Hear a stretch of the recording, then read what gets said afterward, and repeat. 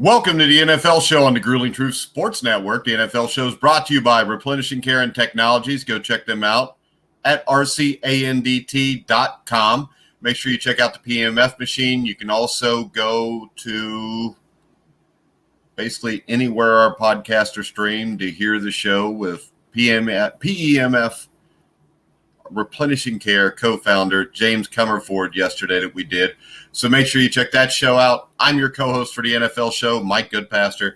Right now, I'd like to welcome in my co-host from Clemson University, Dabo Sweeney's illegitimate son, Sam Teets. How you doing, Sam? I'm doing great, Mike. How about you? All right. I figured nobody thinks Dabo would ever do anything like that because Dabo's Jesus, right? He might as well be to a lot of Clemson fans. All right, today we're going to continue our state of the franchise. We're going to talk about the New Orleans Saints. This is a team, Sam, that have been close for the last few years, and I think it's safe to say that time is running out on this team before the window completely closes on them. Yeah, they got Drew Brees under contract for 2 more years. I don't even know if he'll get that far. He might retire after this coming season, depending on how it all goes. But it certainly seems like they have 1 or 2 years, and that's about it. They need to get this done now. They've been knocking at the door for maybe the past 3 years at this point. They haven't been able to get over the top of the playoffs. So at this point, you really have to consider, is this a Super Bowl caliber team? They certainly have the talent, but they haven't been able to get it done when it comes time to show that they're a championship caliber team. Yeah, and you look at them last year, they were led by Michael Thomas, who set the NFL season record for receptions with 149. He had 8 games with at least 10 receptions and 100 yards, which, again, was an NFL single-season record. He was the 2019 Offensive Player of the Year. He's one of 4 players with at least 1,000 receiving yards in each of his 4 seasons. And now they've added somebody to complement him more on the other side, Sam. Yeah, Emmanuel Sanders is a huge get for them because they were playing basically with Thomas and then Jared Cook and Alvin Kamara, your next 2 leading receivers, and it's Ted Ginn Jr. So you really didn't have a viable number 2 threat receiver. You haven't for a while. So getting Emmanuel Sanders is a big deal. I know he's towards the back end of his career. He's already 33 years old. But if he can go out and give you 750 to 800 receiving yards, I mean, that's all you really need from him to do. And you automatically take your receiver core to a different level. So I think playing him alongside someone like Michael Thomas is going to be huge for them. It's really going to open up the passing game because you can't possibly cover everybody on that offense. All right, we'll get to the rest of that offense in a minute, but we'll start from the head down here. We're going to start off with head coach Sean Payton. And the Saints won 13 games in back-to-back seasons for the first time ever. And, in fact, I think every 13-win season in franchise history has come under Payton. Payton did a great job last year when you think about, nobody thought they would end up 13-3, especially if you would have told them that for 6 games, Teddy Bridgewater would have been the starting quarterback. Yeah, expectations were low. They were just hoping to go out there and win 2 or 3 games when Drew Brees was out. Instead, they end up going out there and really dominating in those games and not having to really miss a step at all, despite not having Drew Brees around. He's really been the heart of that offense for forever. So it was kind of a surprise to people. Bridgewater went out there and was 5-0. I do think Peyton deserves credit for what's happened here, although he's working with one of the most talented teams in the NFL. And we saw in that span from 2014 to 2016 when they were 7-9 every year, they had trouble defensively. They just didn't have the defensive personnel they needed. But now they really hit a couple drafts out of the park, and they're loaded basically in terms of their entire team. So while I give Sean Payton a lot of credit, I also think he's coaching one of the best teams in the NFL in terms of personnel. Yeah, but, I mean, the guy's been there. He's done it for a long time. He has won a Super Bowl, and he won the Super Bowl with Drew Brees, who is still there. And the story here is Drew Brees seems to peter out towards the end of the seasons anymore. Is that more from age? And then, of course, the comments that caught the attention of 2 players he has to work with extensively, receivers Thomas and Sanders. Will that have any bearing on this? So when the age and his comments, what do you think here? Is this a possibility to cause dissension in the locker room? Well, I think they'll get over it. They are professional athletes. They work together basically every day when the season starts. I think you have to be able to move on from this. I understand there's probably going to be a talk between him and probably the other prominent members of that team. But at the end of the day, you are professional athletes, and you have to work together here with the goal of winning a championship. So I think they'll get over it. I think they probably would have already discussed it at this point and hopefully moved on. In terms of the age, I do think the age is a big concern for them. He missed some time last year, really for the first time in a couple seasons. He had been pretty healthy before that. He goes into the playoffs, 208 yards, a touchdown, an interception. And he just didn't look like himself. And even the year before that, he had 2 touchdowns and 1 interception in both the playoff games they performed in. The season before that, going back 2 years, he threw 5 touchdowns and 3 interceptions in the playoffs. So this is a guy who has been phenomenal during the regular season, but come to the postseason, he's been, I'll say, average. He's been mediocre. So at this point, I'm worried that Drew Brees has maybe a little bit of a mental block here, not being able to get over it in the postseason. And at this point, he's 40, 41 years old. I don't know if he can get over it at this point in his career. All right, and I think the big thing here is, and we talk about this a lot, the Saints have been very good over the past 3 seasons, but each season has ended in heartbreak, whether it was the Minneapolis Miracle, the no call against the Rams, and I don't even know how to describe what happened last year with the Vikings. You lose to a team that was swept by the Packers and Bears. I think most people thought they would beat the Vikings, they would go to Green Bay and win, and it would set up this epic showdown with the 49ers, and it didn't. So from here, is this something, well, we missed our window and you kind of flame out at 8-8, or does that add even more fuel to the fire here? And I think it's a legitimate question because 3 years in a row, this team has come up short of what they should have done. And all 3 times it kind of leaves your head scratching your head. Yeah, I think they're talented enough that they could possibly just grind through this year and still win 10 games. But at the same point, I do think he has to add some mental pressure, especially to some of maybe the older guys, maybe some of the younger guys. You don't really know who's going to be affected by it differently. I think there will be players in this team who will just continue leading like they have in the past, will continue fighting, and will add more fuel to the fire for some of these guys, maybe especially if you're towards the end of your career. But at some point, it's got to start taking a toll on somebody. Someone in this offense specifically, or maybe on defense, has to start feeling the pressure that, hey, we can't get through this, especially if this is all you ever know. If you enter the NFL and you've been in New Orleans for the past 3 or 4 years, and all you ever know is heartbreak in the postseason, it's going to be something to exercise that demon eventually, but you have to get to the point where you can get over any kind of fear, any kind of stress you have about going into the playoffs and performing, because you need to go out there this year or next year and get this done, because if you don't, you're looking at possibly one big-time rebuild that could really hurt your team for maybe the next half decade. All right, offensively, I think they need to find a definitive role for their Swiss Army knife, Taysom Hill. I know a lot of people think this guy is going to be the next quarterback. I don't see that. I think it's possible that they got their next quarterback with Tommy Stevens. I like Tommy Stevens. Bring that up. I really do. I know he's a 7th-round pick from Mississippi State, but Tommy Stevens, I mean, is more of a likely quarterback down the road than Taysom Hill is to me. Yeah, I agree with you there. I don't think anything I've seen from Taysom Hill says he's going to be the future quarterback of this team. I know he said he wants to play quarterback in the NFL. I just don't see where you would get that opportunity or why you would be given that job. I know he's worked in New Orleans, but let's face it, he's only had, 13 career pass attempts and only 6 career completions. And then go back and look at his tape at BYU. It wasn't like he was actually going out there and playing well as a quarterback. He wasn't a quarterback who would have been drafted in the NFL to play quarterback. Let's put it that way. So I don't think Taysom Hill is the future. I think the one good thing for them is with Jameis Winston there, I think you can make the role for Hill even more expansive with the offense, though. Yeah, because I think now you have a definitive guy who can have maybe in a backup role. I think you could now take this opportunity to give Taysom Hill as many touches as you want. And I think you can be able to put him and just use him basically as much as you want without any fear about what the backup quarterback situation is. Really what they need to do is give him touches in space, give him touches in the field. I don't think you need to give him pass attempts. I don't think that's the role that you need to have for him. I think you need to figure out what you're going to do in terms of having him in the backfield or lining up at receiver kind of tight end area and move forward with that. All right, and the thing about Jameis Winston is this. I think if you put Jameis Winston in New Orleans with a much better offensive line than he had in Tampa Bay, I think Sean Payton is an outstanding coach.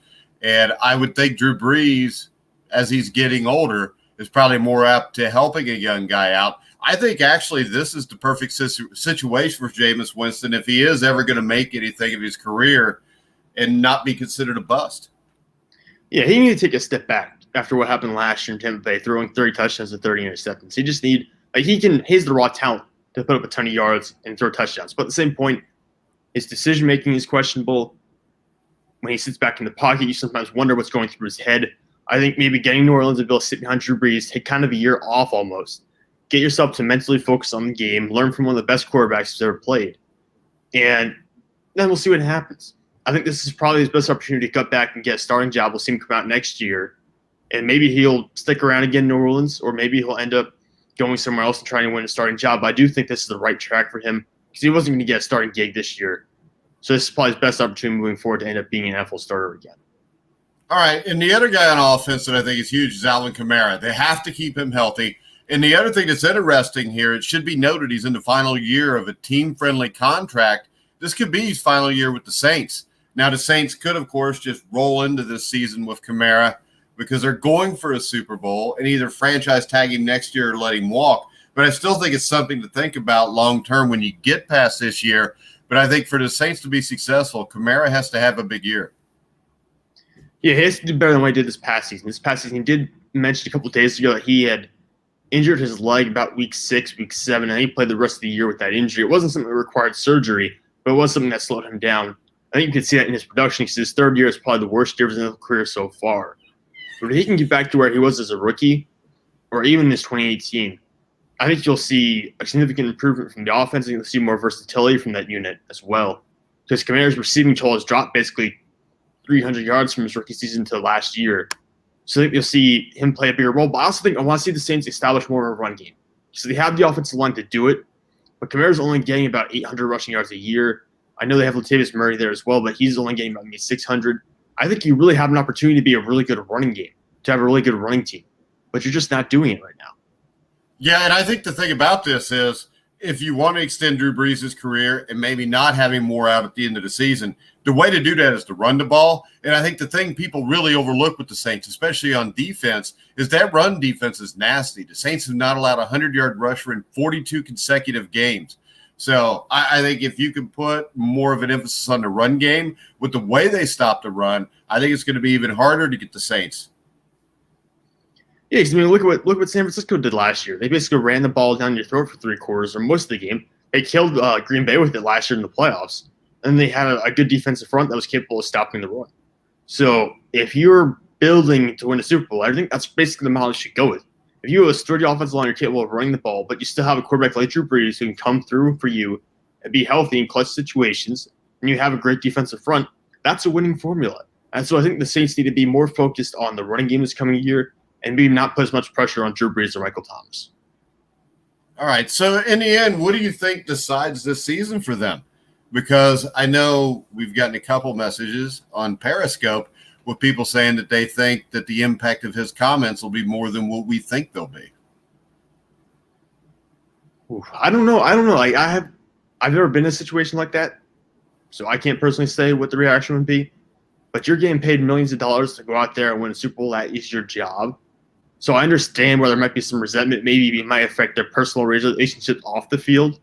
But we've seen situations in the past where guys have been offended or guys have said things. They've gone to the locker room. They put it behind them to go out there and win championships. I think that's what you're going to have to do if you're in your mid to late 20s, early 30s, or in case of Drew Brees in his early 40s. You're a grown man, and this is your job. I think it will affect possibly the relationships off the field, but at the same point, when you get on the field, it's about winning a championship. I think that would be the overall goal. Yeah, you would think, but you never know nowadays. Yes, it's true. Now, the overall goal now is just hope there's a season. Well, yeah. That's another thing. So, but no, go ahead.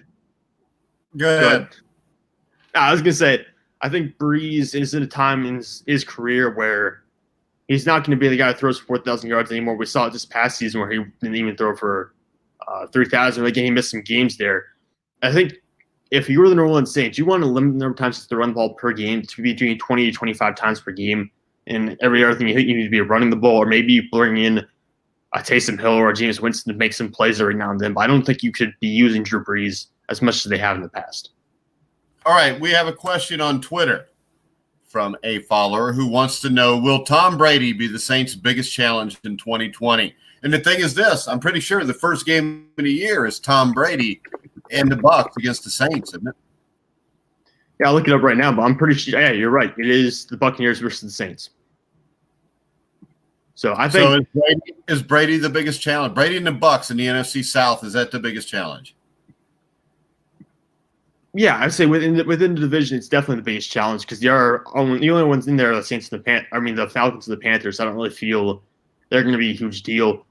And I'm looking at their schedule right now. I think they play a lot of difficult teams, but the only one to see twice again is the Buccaneers. So I think Tom Brady will be the issue for them, especially if you lose twice to the Buccaneers. There's a really good chance they claim the top seed in the division. Now, granted, there's only one team getting a bye week this year because you're expanding the playoff format to 7 teams. Only one team's going to get that bye. So there's a little less motivation to be a top 2 seed technically. So I don't feel I'll hurt the Saints as much. But at the same point, during the regular season, I think the Buccaneers have the potential to even go out there and sweep the Saints. Yeah, I think they do too. I think Atlanta is kind of intriguing, but I don't think Atlanta's better than an 8-8 team. A question from @Whodat27. He's got 2 questions, and we'll finish the show with these unless we get more. Will Michael Thomas have another record-breaking year? I'm going to say no, just because it's very hard to do that back-to-back, especially when teams know what's coming. I know adding Emmanuel Sanders takes a lot of pressure off Michael Thomas, so that you would think that might expand his role or open him up to do even more on the team. I look at it the opposite way. Emmanuel Sanders will take some targets away from Michael Thomas because it's kind of like a situation back when Detroit had Calvin Johnson. Everything was going Calvin Johnson's way because they didn't have many other options. Later in his career, they opened up a little where I got some more guys in there. I think Sanders will take some of Michael Thomas's targets away, so I don't think he'll have a record year per se, even he might be a first-team All-Pro anyways. And on the other hand, I think they'll throw the ball a little bit less. So I think there will be a situation where you won't have as many targets for Thomas, and he'll have a little bit less production this coming season. All right. The next question by Whodat27 is, will the Saints finally make it to the Super Bowl? I mean, the NFC is loaded. The NFC is going to be a beast this year. It's going to be fun to watch, especially if we have football. But I think the Saints have a very good chance. Like I said, the Saints and the Baltimore Ravens, to me, are the 2 most talented rosters in the NFL right now, just overall. So the Saints certainly have the potential to get there. But going off what we've seen the past 3 years, I feel like he may be a team with a younger quarterback or a team with just a younger – I don't know. I feel like there's a team out there with a younger core that would do better and probably win the NFC over the Saints. Even though the Saints are so talented, I would lean more towards a team maybe from the NFC West. I think even the Buccaneers, to some extent, I lean a little bit in their favor because they have Tom Brady, who's been to the Super Bowl so many times, whereas Drew Brees has only been there once. But when you look at the NFC West, I mean, only the 49ers have the kind of talent that the Saints have. And the 49ers, with Ayuk, replacing Sanders, and the younger guys that they got to come in and have perform. I mean, to me in the NFC West, the only team roster-wise that can really match up with them is the 49ers. I mean, because Seattle, we got Russell Wilson, but you still have a lot of questions about a pass rush there, about the secondary. There's questions with Seattle, where with New Orleans, the biggest question that gets asked is, how will what Drew Brees said affect the locker room? We don't really hear anything about, well, they need if, because almost every show we do when we preview these seasons is if. The only if that I can find here is if Alvin Kamara stays healthy. But even if Alvin Kamara doesn't stay healthy and Drew Brees has to throw the ball 50 times a game, they're probably still going to win 12 games. Yeah, I think they're a safe bet. I just have a sinking feeling that the last 3 years might catch up to them. So I'm going a little bit off my gut here. But in terms of just looking at the numbers, just looking at the team overall, like I said, probably the most complete team in the entire NFC. I would definitely take them over any team in the NFC North and any team over the NFC East for certain. And they're head and shoulders above any team for that division, including Green Bay. So they have a very good shot. I'm not feeling it this year. Well, I'm not either, and there's something wrong. I don't know what it is, but there's been something wrong the last few years for them where they couldn't get over the top. I would say this. If the question is this the year to make the Super Bowl? It should be, but so should last year and the year before have been years they made the Super Bowl. So when you look at it like that, it takes a lot to get to the Super Bowl, and a lot of it is luck. You get the Minneapolis Miracle, stuff like that. You get the bad call. That's luck. The other thing that's luck are injuries. I mean, how healthy are you going to be as a team?